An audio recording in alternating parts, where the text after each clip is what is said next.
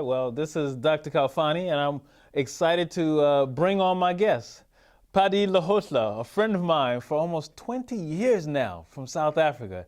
Brother Lehohla, how are you doing? Great. And how are you, Khalfani? I'm great. When I think about the first time we met back at the Census Bureau in South Africa, and now here it is almost 20 years later, Statistics South Africa. How's it going? Well, there is a saying that keeping up the definition of the relevant situation is what it's all about. And for all those 20 years, it's been absolutely getting the relevant situation defined. And the relevant situation defined is about statistics as the platform for evidence-based decision-making. And that's what we have been driving. And in Statistics South Africa, we have grown from strength to strength, pursuing that same objective of ensuring that evidence is used as the basis for decision-making. We've got a lot of influence with our fellow countries on the African continent, and there's quite a lot of progress. From those days of ACAP that we established in 1998 in Pretoria. So now we are here with something called African Symposia for Statistical Development, and it's not only in South Africa, but the continent is setting ablaze with a drive towards this. Right, yeah. ACAP, the African Census Analysis Project, something we worked on with Brother Tukufu Zuberi from University of Pennsylvania. And that's still, as an entity, still growing strong. It is. I mean, we still have we have the publication on the demography of South Africa. We are now publishing another series on the demography of South Africa. There's the series that we called after Robben Island for the South African context, and the demography of South Africa for the entire continent. We should be having another book. I said there's a prospect of actually looking at the centenary celebrations of Statistics South Africa, because in 1914, that was when the first Statistics Act was promulgated. Now 2014 July, it will be 100 years, and it's worth looking back and saying what has happened across the country in those years, particularly in the post-apartheid era. You spent time at the Statistics South Africa in 93, 94, actually investigating and looking at what happened in the apartheid years and prior to the apartheid years. Yes, no, I did. I spent a lot of time in statistical archives, collecting data, gathering data, and it's interesting to look back now, many years after, looking at those documents, and some of them now may not even be accessible, at least the digital copies of them. They were in such an old form of computer science, what was it, Epsididic, that some of that stuff was in. So that's some old records.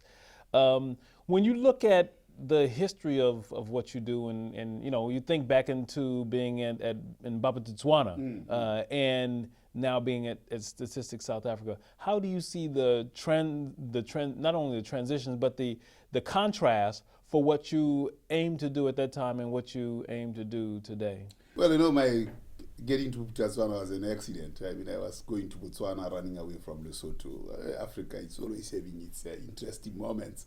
Everyone runs away to be a refugee elsewhere. But for me, as I left Lesotho going to Botswana, I got a friend in Botswana who said, "No, stay here and you'll get a job." So I stayed and I got a job.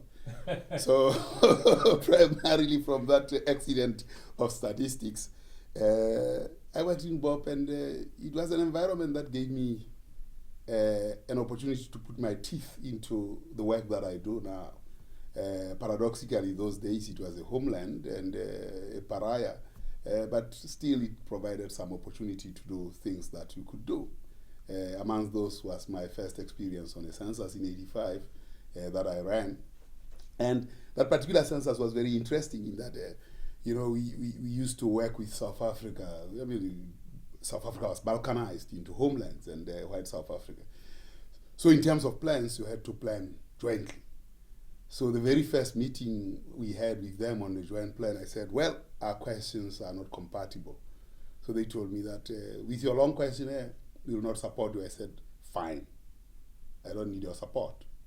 And then I got back to Bob, and we processed the data. And that gave us the leverage in '91 to run another census that was based on the same census prescripts of '85, which had a lot more to do with the development questions rather than what the apartheid South Africa was trying to inquire. And if you look at the questions that we are asking now, they are the same. There's very little difference between the 85 census questions of Bob and the 2001, 96 census, 2001 and 2011 questions. So to a large extent, I brought that base into the statistics office in the national office when post-apartheid. So however bad things might have been in Bob, it allowed an investment of sorts to germinate, and this is what we are doing now in the main office in South Africa. So what is the population in South Africa? I mean, give us a little bit of the kind of a demographic idea of where if people were to say, people who have no idea about South Africa and they were to look at and think about what South Africa is population-wise, what would they see? Well, South Africa has gone through a lot of a rapid transition. I mean, it's a country, not the narrative that as you look at it through the censuses, it's actually a country in transition. Even if you were to go and look at the censuses of 1970, 80, 85, 91, 96, the most comprehensive census was the 96 census because it covered South Africa in its new form, and then the one in 2001 and 2011. From those censuses, then you've got a narrative of a country that is in transition and experiencing transition very rapidly. As of 96, there were 40 million people. 2001, there were 44. Now it's 51 million as of 2011. Well, race is still a very major component of our history. It defines us as a nation. Blacks are 80% of the population. Colors are about 10%, whites 9%, and Indians 2%. So that's the breakdown, the race classification of the country. In terms of incomes, white households, for a variety of reasons, including education, earn about 6 times what black households earn. But the incomes of blacks have risen quite rapidly from 1996 to 2011. But of course, from a very low base, that's what the situation is. Particularly blacks and colored. Indians have caught up quite well with the white population group. Particularly, you see the difference in how they actually took up to education. In 1948, when the Nats came to power, and I'm sure your research shows this, they got Verwoerd, Dr. Verwoerd, who became later the Prime Minister of South Africa. 1953, September 17th, he said, what's the use of teaching a Bantu child mathematics when it can't use it in practice? And then he introduced Bantu education. And the Bantu education affected very, very effectively the blacks and the coloreds. So you can see the income disparities that we see today as a consequence of first the colonial years, 300 years of colonialism, and 50 years of apartheid and the Bantu education. And that scourge of Bantu education lives on because this thing has a tendency and very good propensity to self-create itself, to self-perpetuate. Right. Yes, produce and reproduce itself. So you see it very much in the data in the current South Africa. Well, that 300-year legacy, almost 150 years of colonial rule by the British, another 100 and something year rule by the Dutch, and then, as you said, the Afrikaner population that ruled the country under apartheid for this length of time, brought about a type of education that was similar to slave education that in the Americas, right? So that by law, people of African descent here couldn't get an education, and so that imposition created a place where people wonder why we still need affirmative action, and you all had affirmative action. I wrote a book on that. That the whole process of that created these divisions, and the statistics bear out where and how those divisions play themselves out. Well, you see it in the data. I mean, it manifests itself, and that's why we have to retain race. Incidentally, I mean, not many people, or let me not say many people, there are questions around why do you still retain race as a category in your data 20 years into democracy. I'm saying, well, the cleavages and the chasms that are caused by apartheid last much longer, and 20 years is too short a period of time not to look at race as a major factor of the kinds of problems that we see in South Africa. Despite, coverage in electricity has been absolutely dramatic, from 50% in 1996 to almost universal coverage, about upwards of 95% in 2011. Of course, that's electricity for lighting. For heating, people still revert to other sources of power.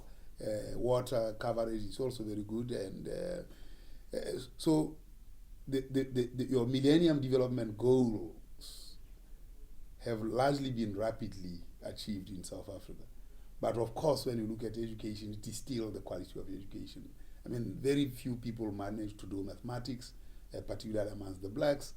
From grade 1 to grade 3, you can see that children actually like to be numerate, and they do well in those subjects. Past grade standard 1 or standard 2, they do very badly. One, because there are no teachers. They wouldn't have been teachers because they wouldn't have been produced. So it's a self-perpetuating problem in South Africa. That's the problem at the moment. Oh, hey, bud. Where are you headed? Just gonna hang out. With Gary and Todd? Yeah? I've been meaning to ask you, is there any drinking going on in this crowd? No? If any of your buddies ever pressure you to take a drink, just tell them you promised your dad you wouldn't. I'd do anything to keep you safe. Okay, I will. I hope this is working. I promise. Love you too, Dad. They really do hear you. For tips on what to say, visit underagedrinking.samhsa.gov. I never thought I'd miss you half as much as I do. It must be love, love, love. It must be love, love, love. Nothing more, nothing less. Love is the best. It must be love. It must be hospice. A lot of times with numbers, and and both of us deal with statistics, what would you suggest is the challenge when you have disputes over numbers? So, because oftentimes you have people coming from either one side or another, and then you have this people who may not believe the numbers that the statistics office presents. We have that challenge here in the United States all the time. The Census Bureau comes up with numbers.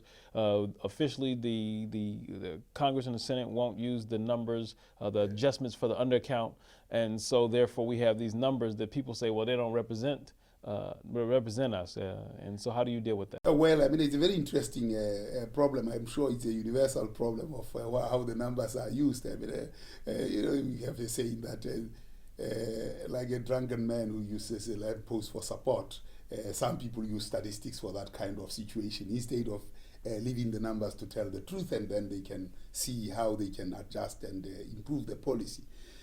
We do have some of those kinds of things in South Africa. Mostly amongst academia. We are having a very interesting debate with Professor Tom Moultrie and Rob Darrington about the numbers. This morning I was just reading one of the emails where we are going to have very fruitful engagement around this. The other people, not so much around the numbers, including the provinces, not so much around the numbers. There are no serious arguments about the numbers. However, where municipalities might have lost, or at least found that the numbers have reduced from where they were previously, that's where people say, but we thought that we are growing, and how can it be that we are not growing? If you look at South Africa, migration is very strong from more rural provinces into Gauteng. It used to be KwaZulu-Natal, that was number one. Now it's Gauteng. And that area of Gauteng, with the adjoining provinces, are growing quite rapidly, and the Western Cape are growing rapidly. The rest of the provinces, in terms of population numbers, not so much. But because the numbers are used for allocation of the fiscus, they are likely to be contested because they have an impact on the budget. The 2011 census was well received quite extensively. In fact, we used different platforms, very, very modern platforms for delivery. And it coincides with what we call the National Planning Commission. The National Planning Commission has provided a plan. And the census actually gives fodder to the plan. It provides an arrangement for social engagement with everybody in the country talking about the numbers and the plan and what it is that should be achieved over a period of time using the numbers and the implications of the numbers on the plan. So I think the coincidence of the national plan as well as the numbers is so great that it has facilitated the process of dialogue in the country. Among schools, it's one of the things that we want to put across, among municipalities, that's what we want to put across amongst academia so that they can engage in this. And we see the beginnings of that from the census. So the census is being used. There's been less controversy on this one compared to 2001, but I say that there are controversies that arise from mostly from the academia rather than from the public policy environment. So us professors still giving you a headache. Oh, probably always. Oh, goodness.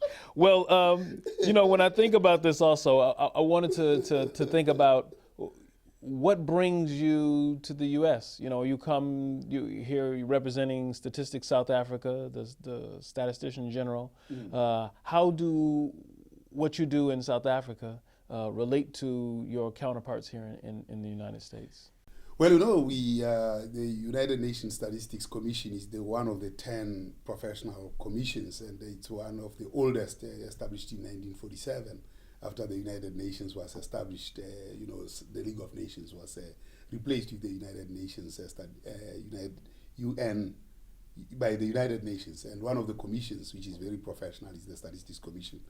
The first task of the commission was to look at national accounts, because one of the things was, how do you measure the wealth of nations? So as a consequence, statistics came to being. So every 2 years or every then, this used to convene. Now we convene every year. So I've come to the United Nations Statistics Commission as a member, and I've chaired the commission over a period of time as well. But I also come as somebody who has worked on the continent of Africa for a long period of time. And Africa is making inroads into new knowledge creation as well as participating fully. One of the issues that we are talking about at ACAP in 1998 in Pretoria with yourselves and Tukufu and other Africans was the absence of use of census data, how little of that data is used. Secondly, how African countries don't actually undertake censuses. As I speak to you now, we are able to rally African countries in the 2010 round. Except for Somalia, all African countries will have run a census by the end of this 2010 round because of the energies that we have put behind this thing. Secondly, we are looking at civil registration and vital statistics as a source of information. One of the big things that is facing the globe today, and all countries and statistics communities, this big data concept. And it's one of the things that is seizing the brains of statisticians. Is it a threat? Is it a friend or a threat? Big data. How do we tame it, if we have to tame it at all? What happens post the big data debate between statisticians and the what do you call data scientists? All those things are in the pot, and of course, statisticians run around with what they call the 10 fundamental principles of official statistics of quality and so on. Big data, while it may have quality, but transactional information, what is on the internet, what is up there, at times doesn't have the quality that official statistics has. And if as a form of knowledge that is more epistemological, which is statistics, we need to actually attend to that, because it is that information that accounts for societal development. So this is what is bringing me to New York, the tradition of 1947 up to now, but looking at measurement and improving on the science of measurement of societies, and see how with better statistics we can have better development outcomes. Yeah, well. And Rio plus 20 is one of those things that Right. Well, I'm glad it keeps bringing you back. We get a chance to connect. Indeed. And I look forward to coming back on that side. one of the things that was a driving force while I was in South Africa, especially when I lived there in '95, some young men pushed me to understand a concept called Ubuntu. And then Ubuntu swept across the country in terms of it being infused in everything and the logos and all kinds of things that we saw it. Maybe you could just tell us a little bit about Ubuntu and how and if that plays a part in the statistics as well. I think it does, because